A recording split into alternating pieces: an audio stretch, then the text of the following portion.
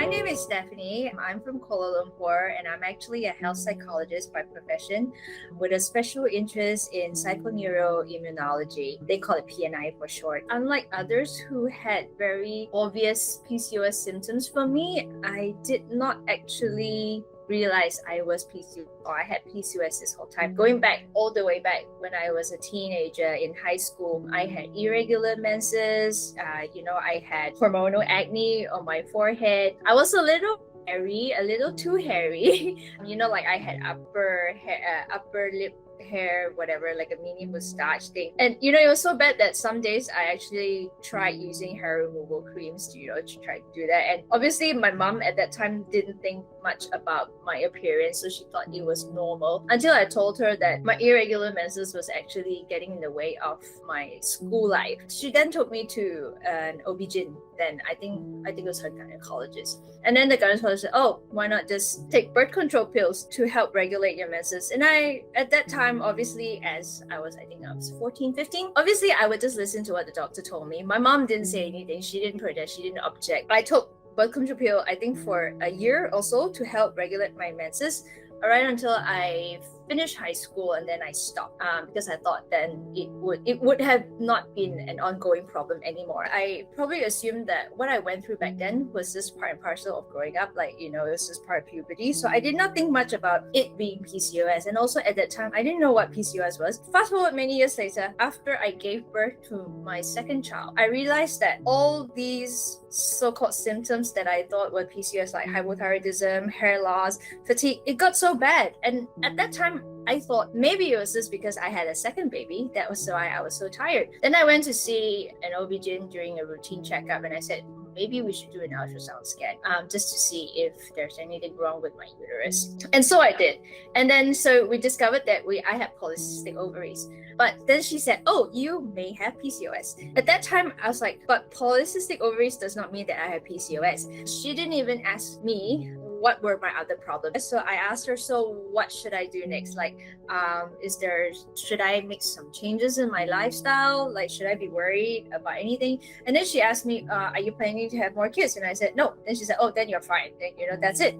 There's nothing much you can do about it. And I'm going in my head, oh, okay, that's it. And I was thinking at that time, for someone else who does not understand PCOS, who does not understand this, they may be even more confused than I am. I did my own blood test, and then I ran all the options, that would rule out or rule the fact that confirmed that I would have a confirmed diagnosis of PCOS. So I had insulin resistant, my HbA1c was a little elevated.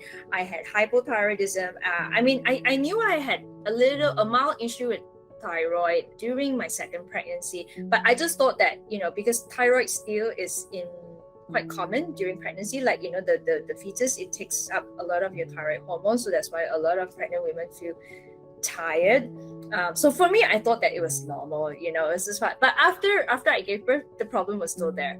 I continued checking my blood for 3 months post-pregnancy, 6 months, and then a year. And then I was still hypothyroid. So I knew there was something not right. And it wasn't just a problem that was post-pregnancy. I started having hypothyroid consistently for at least 2-3 years now. I knew that it was a problem. So it was then that I kind of confirmed myself that I had PCOS. And then I checked with my doctor in the US, and he also confirmed that I had PCOS. And it was quite shocking for me because, you see, again, I never thought that I would be PCOS. So I didn't think twice. I didn't put all the pieces of the puzzle together. When I had the ectopic pregnancy before my first child, it also didn't occur to me that it was PCOS. I just thought that I was too stressed. And then when all these things started happening, and then only I realized I am actually PCOS. It was all along, I've been PCOS this whole time. The thing with PCOS is that some of the symptoms overlap with other problems. And that is why it's so difficult to diagnose. That is why it's so difficult for a non-medical person to identify or understand why they have PCOS, because they could think that it's other things. For me, long time ago, before I knew about PCOS, I thought it was just stress. I thought it was just growing up. I thought it was just, something wrong with my body. I never really knew that there was this sort of disorder that would affect someone, I mean, it didn't affect me so much, but it would affect others much more than it did affect me. The first thing I wanted to do is obviously read up more. I already know quite a fair bit of PCOS at that time, but I thought there must be more that I can learn. What I know is how to treat people with PCOS. I didn't know about lifestyle. I didn't know about mental health effects. I didn't know about eating disorders that were related to PCOS. So that's when I started searching and reading up more on PCOS. And then after that, yes, I spoke to my friends about it.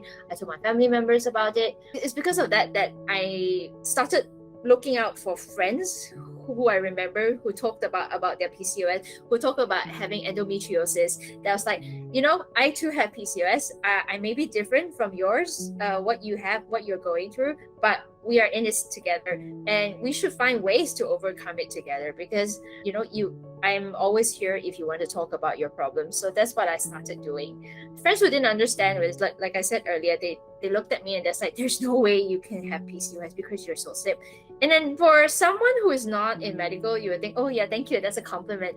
But for me, that's not the first thing that went through my mind. The first thing that went through my mind was like, there's so much stereotype, for people to actually make such judgments. That's why I told myself I need to start doing more education to the community. I need to start doing more education and awareness to the people around me, so that, because I'm guessing that with the lifestyle that we're going through, with the lifestyle that we have now, with the type of food that we eat now, there is bound to be more and more women who may suddenly develop PCOS. Having a good, healthy, strong support system helps you get through this easier. When you are able to be open with the problems you have, like you can share openly with your support system, then you will feel that there is less of a burden on your shoulders, that you are just facing this alone.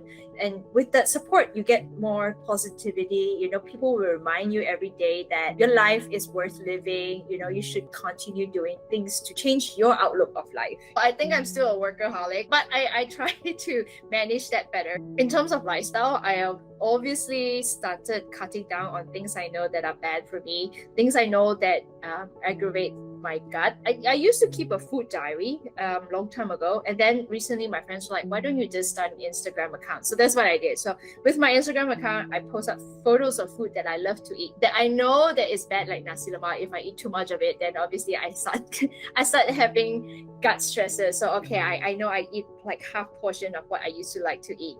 So it's more of like, it's a message for me to remind myself that you should take charge of your life. Take charge of it so that you can have as much normalcy as you can in your life. I like to tell everyone is normal is not optimal. Never accept normal.